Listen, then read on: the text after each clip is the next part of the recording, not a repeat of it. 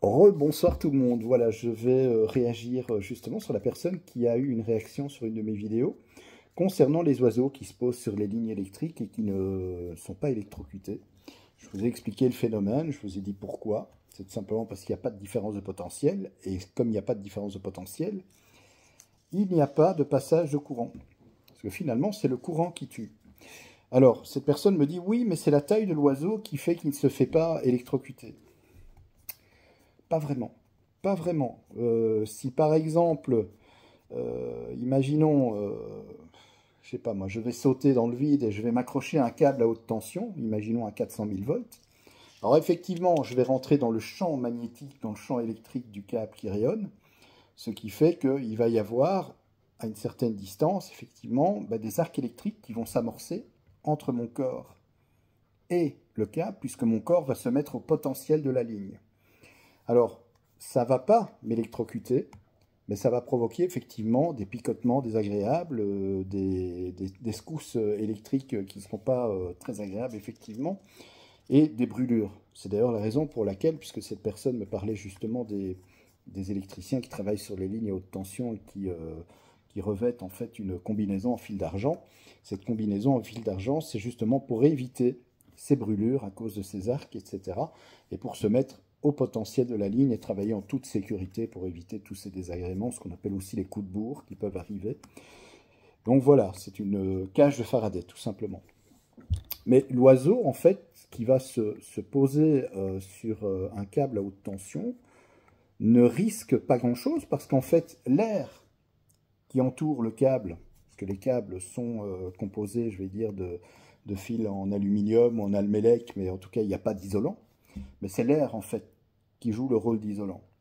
Donc, c'est pour ça que, finalement, ouais, il va se poser sur le câble, mais il n'y a pas de différence de potentiel, il n'y a rien qui le relie au sol, ou il n'y a rien qui le relie aux autres faces, puisqu'elles sont éloignées à des distances, je vais dire, assez grandes que pour éviter les amorçages d'arc, etc. Donc voilà, la taille n'importe que peu, vraiment. Maintenant, je comprends la logique dans votre réponse. Effectivement, on peut se dire que plus un corps est grand, plus on est grand, et plus effectivement on va, comment est-ce que je vais dire, on va prendre plus de champ électrique, etc. Mais en fait, la taille n'importe que peu. Voilà, les oiseaux ne se font pas électrocuter sur les lignes, non pas par leur taille, mais tout simplement par le fait qu'il n'y a pas de différence de potentiel. Excusez-moi.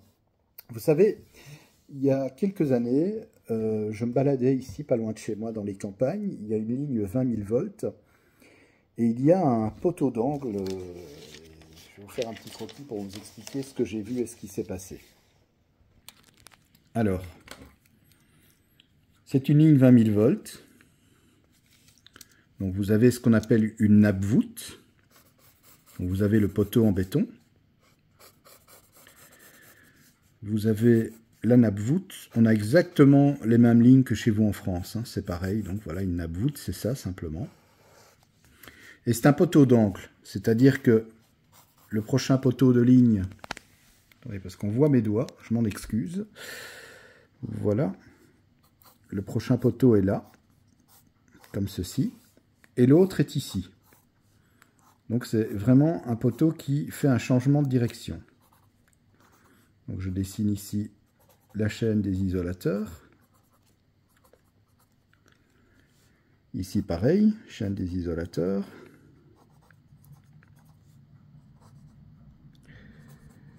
Et ici, comme c'est un poteau d'angle, eh bien, voilà, je vais dessiner les lignes approximativement. Les trois phases. Voilà. Et ici, pareil, on arrive comme ça, et comme ça. Alors, sur ce poteau d'angle, on a, donc ici, ça fait 3 soucoupes d'isolateurs de chaque côté, comme ceci.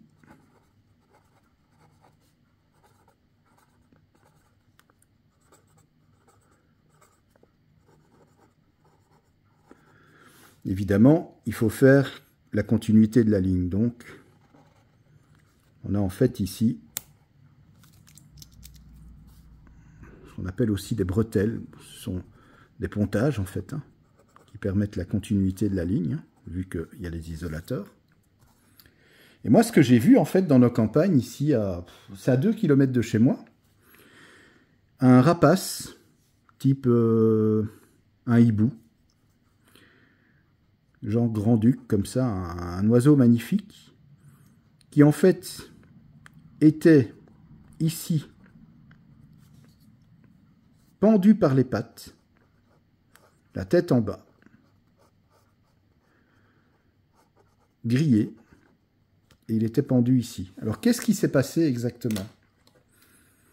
Bien, l'oiseau, donc je redessine ici la nappe voûte, avec les isolateurs, comme ceci. Voilà. Alors, je dessine à main levée, mais... il faut bien se dire, la nappe voûte, en fait, elle est reliée par le poteau. Dans le poteau, en fait, il y a un fil de terre, hein, et qui vient raccorder à la terre la nappe voûte. Le câble de liaison, c'est la phase. Mais l'oiseau, en fait, il est venu se poser, malheureusement, ici. Comme ceci. Donc, il était à la fois en contact, les pattes, avec la terre. Et il a touché la tête, ici, le câble de liaison. Donc, ça a fait phase terre, et malheureusement, il s'est retrouvé électrocuté, pendu au câble par les pattes. Voilà. Là, effectivement, l'oiseau a été électrocuté. Parce que il y a différence de potentiel entre la phase et la terre. Et plus précisément, si on fait le calcul, la tension divisée par racine de 3, vous faites 20 kV divisé par racine de 3, bah, il a reçu, je vais dire, un choc électrique de 11 500 volts. Ce qui n'est pas rien. Si l'oiseau s'était posé maintenant ici sur le câble, ou là-bas, ou là, eh bien, il n'aurait rien eu. Même à la limite, vous voyez ici le câble de liaison par rapport à la nappe voûte, bah, il se trouve ici sur le côté, bah, il serait posé même là, il n'aurait rien eu. Tant qu'il ne touche pas, évidemment, la terre. Parce que c'est toujours ça le gros problème. Ce qui crée l'électrocution, c'est la différence de potentiel. Dès l'instant, peu importe votre grandeur, hein, dès l'instant où vous êtes sur le fil, mais que rien d'autre ne vous ramène, que ce soit à la terre ou à une autre face, vous ne vous faites pas électrocuter. Le courant, il continue, je vais dire, à circuler dans le câble. Vous, en vous mettant sur la ligne ici, sur la phase 20 000 volts, ben vous mettez au potentiel 20 000 volts. Mais pas de courant. Courant égale 0. Donc si le courant égale 0, s'il n'y a pas de différence de potentiel, il n'y a par conséquent pas d'électrocution. Voilà donc pour l'explication. Alors c'est vrai que en Belgique, je ne vois pas encore trop, je vais dire, de dispositifs pour protéger les oiseaux et c'est bien dommage. Je sais que chez vous en France, vous faites beaucoup d'efforts en ce sens, où vous mettez des isolants justement sur ces câbles de liaison, voire même les câbles de liaison sont déjà isolés. Donc comme ça, l'oiseau, le rapace qui va se poser sur le câble, même s'il touche la nappe voûte, ben, ne pourra pas être électrocuté, vu que ses pattes sur le câble électrique sont isolées. Et on évite ainsi les différences de potentiel entre phase et terre. Donc ça, c'est très bien. Il y a aussi des protections avifaune, etc. C'est vrai que chez nous, en Belgique, je remarque que on ne fait pas trop de modifications sur les lignes en ce sens, et c'est un petit peu dommage. Je trouve qu'on devrait effectivement mettre aussi des isolants, etc. Ou peut-être changer, comme vous le faites en France. Et ces câbles, ces bretelles, comme on appelle ça, ces câbles de liaison devraient être faits effectivement en câble isolé. Ça éviterait bien des soucis. Et puis même, je vais dire, si on ne remplace pas les câbles, mais au moins mettre un isolant autour pour éviter l'électrocution des oiseaux qui ont des envergures d'ailes assez importantes, hein, les grands oiseaux, se font électrocuter à cause de ça, justement.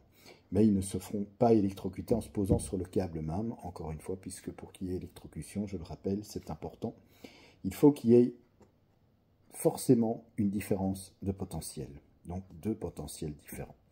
Voilà, allez, je vous embrasse, merci encore pour l'intérêt que vous portez à la chaîne Fabelec, je compte sur vous pour vous abonner, je compte sur vous pour faire en sorte que cette chaîne continue à grandir comme elle le fait, tout doucement mais sûrement, et c'est vrai que vous êtes de plus en plus nombreux, et un tout grand merci.